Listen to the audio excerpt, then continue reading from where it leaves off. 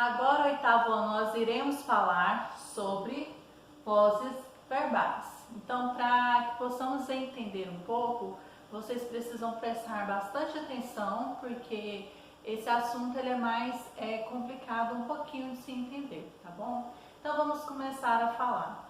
Então, vamos começar pelo sujeito de uma oração.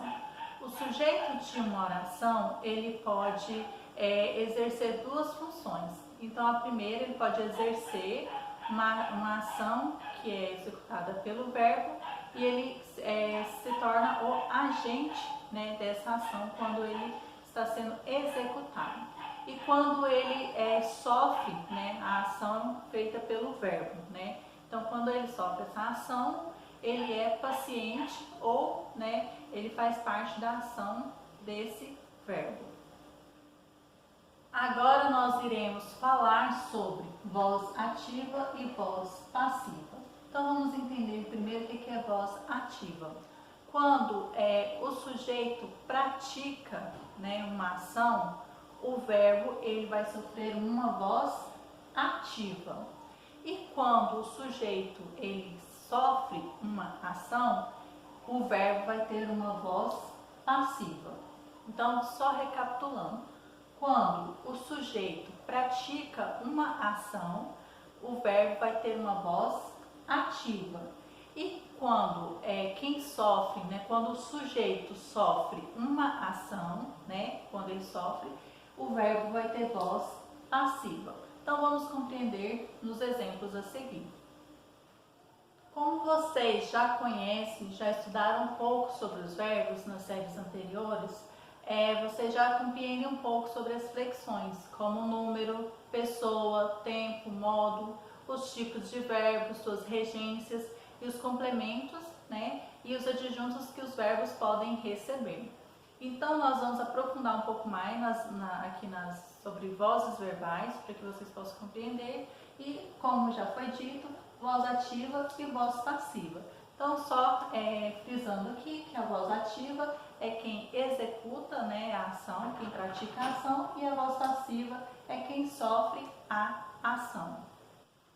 Agora nós iremos compreender quem executa a ação e quem sofre a ação. Então, dentro da voz do verbo, quem executa a ação é o agente.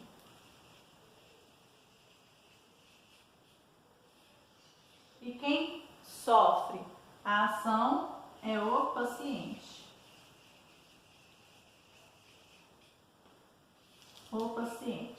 Então, na voz ativa, o sujeito do verbo, ele é o agente da ação que aparece no predicado. Então, vamos compreender aqui, né, nos exemplos a seguir.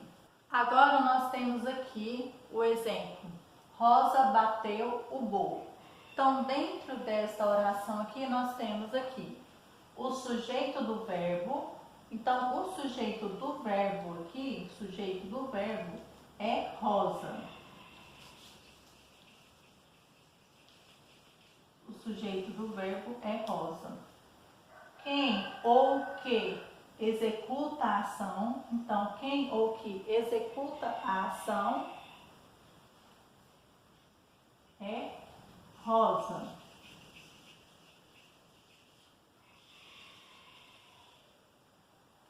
Então, Rosa bateu o bolo, sujeito do verbo Rosa, quem ou quem executa a ação, que é o agente. Então, o agente é quem executa a ação, é Rosa. Quem ou quem sofre, né, a ação, que é o paciente, é o bolo. O bolo. O bolo. Então, quem ou que sofre a ação é o bolo. Então, aqui dentro da voz ativa, nós temos esse aqui. Dentro desta oração, né, é o exemplo aqui da voz ativa. O sujeito do verbo é Rosa.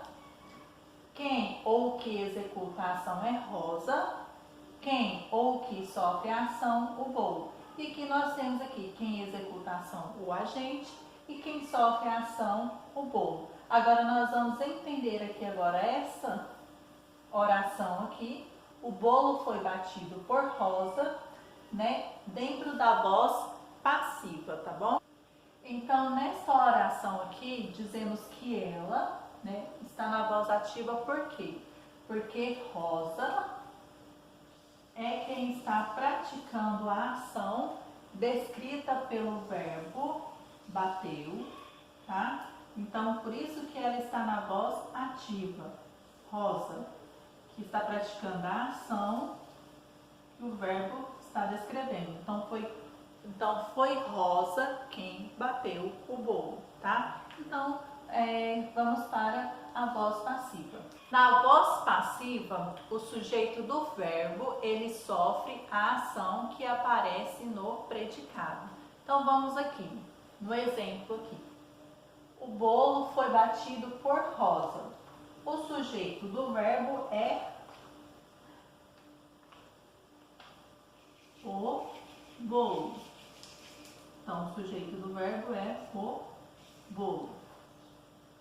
Aqui nós temos quem ou o que executa a ação. Então, quem ou executa a ação é Rosa.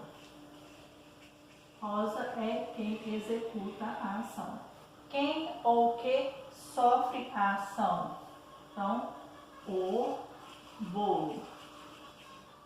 O bolo é quem sofre a ação. Então, nós temos aqui quem ou que executa a ação, que é o agente. Então, nós temos Rosa.